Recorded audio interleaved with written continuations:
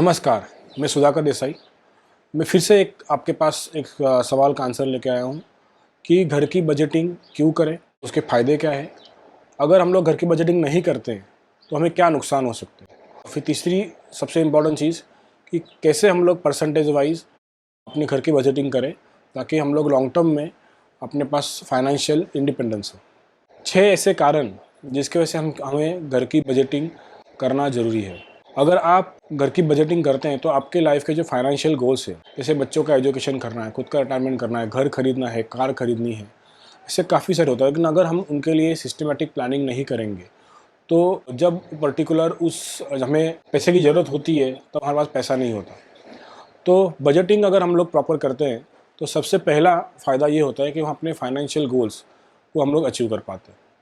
दूसरा फ़ायदा ये है कि हमारे लाइफ में इमरजेंसीज सिचुएशन आ जाती है। कभी कभी काफ़ी एक्स्ट्रा फंड्स की रिक्वायरमेंट होती है, कभी कभी मेडिकल इमरजेंसी या फिर कुछ भी और चैलेंजेस आते हैं जो अनप्लान्ड होते हैं।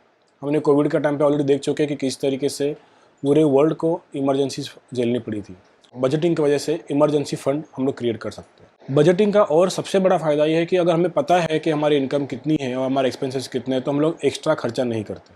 अगर हमारा महीने का इनकम 1 लाख है और हम लोग अगर 1,10,000 1,20,000 खर्चा कर रहे हैं, तो कहीं ना कहीं जाके हम एक बहुत बड़े फाइनेंशियल ट्रैप में फंस सकते हैं। चौथा फ़ायदा ये है कि हमारी जो बैड स्पेंडिंग हैबिट्स है, कि कभी कभी हम ज़रूरत से ज़्यादा खर्च कर लेते हैं या फिर गलत चीज़ों पे खर्च करते हैं, तो वो हमें इस चीज़ को कंट्रोल करने में फ़ायदा होता है। पांचवा सबसे इम्पॉर्टेंट फ़ायदा ये है कि आप नौकरी करते हैं या बिजनेस करते हैं, रिटायर तो होने वाले, बिकॉज आज किसी के पास भी पेंशन प्लान्स गवर्नमेंट की तरफ से, जैसे बाहरी देशों में गवर्नमेंट आपको पेंशन देती है, वैसा प्रोविज़न हमारे देश में नहीं है।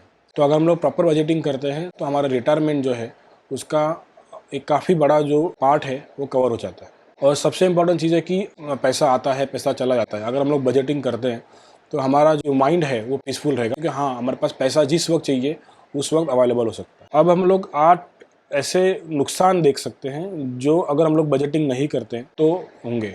जैसे मैंने पहले बताया था कि अगर हम लोग बजटिंग नहीं करेंगे तो हमारे जो फाइनेंशियल गोल्स है हम लोग अचीव नहीं कर पाएंगे। दूसरा नुकसान है कि हमारे पास सेविंग्स नहीं होगी, बिकॉज अगर हम लोग ओवर स्पेंड करें तो हमारे पास पैसा नहीं होगा। तीसरा चीज़ है कि हमारे पैसे पे हमारा कंट्रोल नहीं होगा। पैसा कहाँ पर आ रहा है, कहाँ पर जा रहा है, वो उसका कोई हमारे पास कंट्रोल नहीं होगा। और अगर हमारे पास कैलकुलेशन नहीं है कि हमें कितना स्पेंड करना है, तो ये बहुत ईजी है कि हम लोग ओवर स्पेंड कर सकते हैं। इस चैलेंजेस को सेटअप करने के लिए हम लोग, जो हमारा सबसे पांचवा बड़ा चैलेंज ये है कि हम कर्जे ले लेते हैं।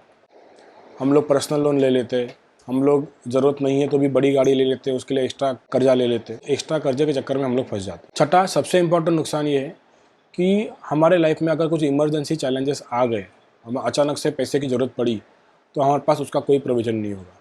सातवां सबसे बड़ा नुकसान ये है कि हमें कभी भी फाइनेंशियल सेटिस्फेक्शन नहीं होगा कि हम अपनी लाइफ फाइनेंशियली कंटेंट जी रहे हैं, फाइनेंशियली सेटिस्फाइड तरीके से जी रहे हैं। और आठवां सबसे बड़ा नुकसान है कि इस तरीके से अगर हम लोग बजटिंग नहीं करते तो हम पूरी लाइफ हमेशा फाइनेंशियल स्ट्रेस में ही निकालेंगे। तो जो हमारे लाइफ का जो गोल है कि हमको एक हैप्पी लाइफ जीनी है, वो हम कभी भी अचीव नहीं कर पाएंगे।